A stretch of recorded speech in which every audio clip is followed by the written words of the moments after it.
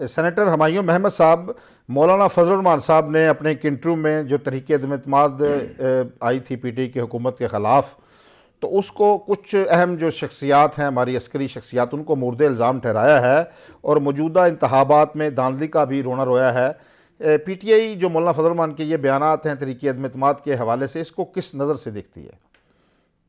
कि जो चेयरमैन है और रहेंगे इमरान खान, उन्होंने तो ये बात बहुत पहले कही थी। उन्होंने तो ये कहा था कि ये साइफर में आया ही वो बाजवा साहब के लिए था, जनरल बाजवा साहब के लिए आया था। वो तो एक्चुअली उनका जो स्टांस है वो तो कि उन्होंने बड़ा हिस्सा है, और लंदन प्लान इसलिए कि जो जो जिसे मरियम नवाज ने कही थी वो उसी सीक्वेंस में पूरी हो रही हैं या पूरी की गई हैं। तो ये सारी चीजें जब आप इनको आगे पीछे रखना शुरू कर देते हैं तो आपको पता चल जाता है कि ये कहीं किसी जगह पे एक बहुत बड़ी साजिश हुई है। और वो किसके लिए? वो इमरान खान। देखिए, इमरान खान, आप ये समझ ले कि Imran Khan is not a personality, Imran Khan is an idea now. Imran Khan is a concept of democracy, कि जिसमें वो कहते हैं कि यार हम लोगों ने सच के लिए खड़े हो जाना है। गलतियां हर एक करता है, गलतियों की बात नहीं होती है, लेकिन हम लोगों ने आगे जाके हमने अगर इस मुल्क को ठीक करना है तो हमने एक सच्चाई की सियासत करनी है। उसमें अगर आप कहते हैं कि आप अपने दुश्मन के साथ नहीं मिल सकते, तो हमने अपने, जब हम देखते हैं उसमें हसनत देखते हैं, तो वहां पे उन लोगों ने भी अपने दुश्मनों के साथ वो जो सुलह हुदैबिया किया था तो वो कर लेते हैं। तो बाज दफा आपको इश्यूज के ऊपर करना पड़ जाता है और उसमें कोई ऐसी बुराई नहीं है। बिल्कुल ठीक, बहुत अच्छी एग्जांपल दिया आपने।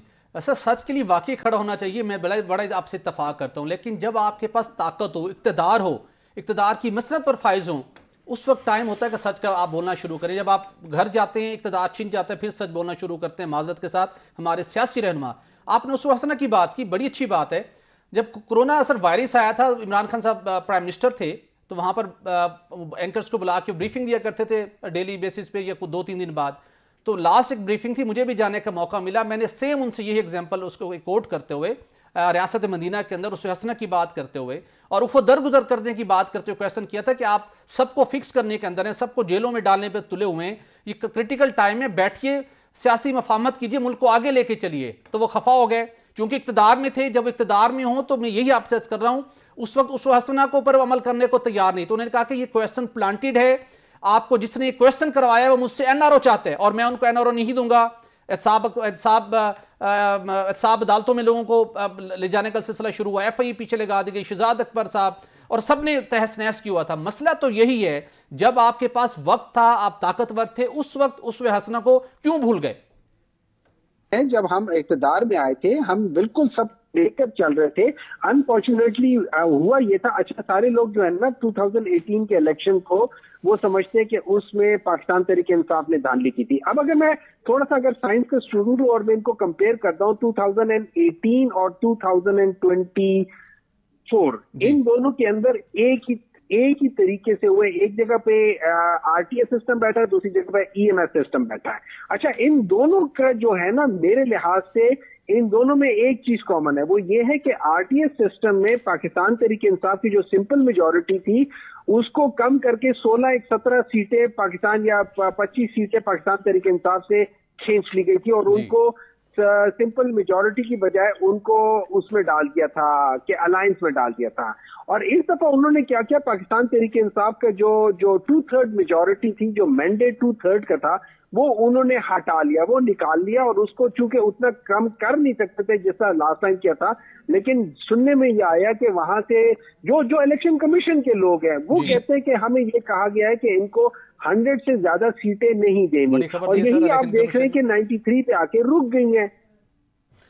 बैरिस्टर हुमायूं महमद साहब, ये बताएं कि अभी तो आप केपीके में हुकूमत बनाने जा रहे हैं, मरकज़ में और पंजाब में अपोजिशन में बैठने का फ़ैसला किया है। एक तरफ तो आप हुकूमतों का हिस्सा बन रहे हैं, दूसरी तरफ आप एहतजाज की भी रट लगाई हुई है, एहतजाज करने भी जा रहे हैं। पीटीआई का असल टारगेट है क्या?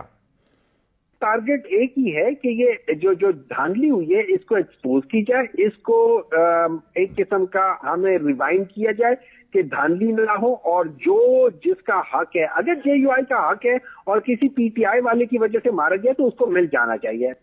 बिल्कुल सही। अच्छा, हमें सब ये जरूर बताइएगा, इलेक्शन में धांधली हुई और आप एहतजाजी मुहिम भी शुरू कर रहे हैं, दूसरी जानिब आप खैबर पख्तूनख्वा के अंदर इक़्तिदार संभालने के लिए भी भरपूर तैयार हैं।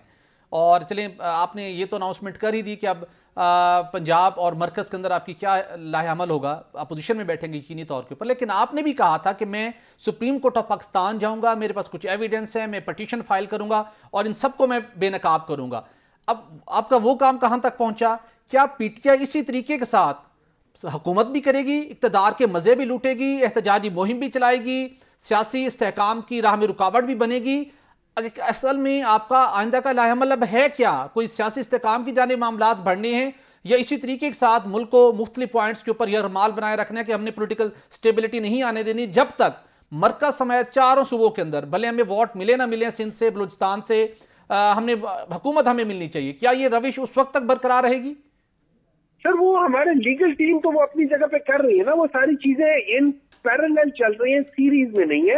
वो पैरेलल लीगल टीम अपना काम कर रही है, हम लोग अपना काम कर रहे हैं, जो स्ट्रेटजिस्ट है वो अपना कर रहे हैं, अवाम अपना काम कर रही है। हर जगह पे लोग जो है ना वो अभी कर रहे हैं। देखिए ये एक बहुत बड़ा सॉफ्ट रेवोल्यूशन आया है। इस रेवोल्यूशन को, इस चीज को अभी रोकना मुमकिन नहीं हो रहा, जिससे पीटीआई को इक़्तिदार मिलेगा। देखिए अवाम बाहर निकली है, उन्होंने इसके बावजूद कि आपने उनके लोगों के निशानात को बदल दिए, आपने उनके हल्के बदल दिए।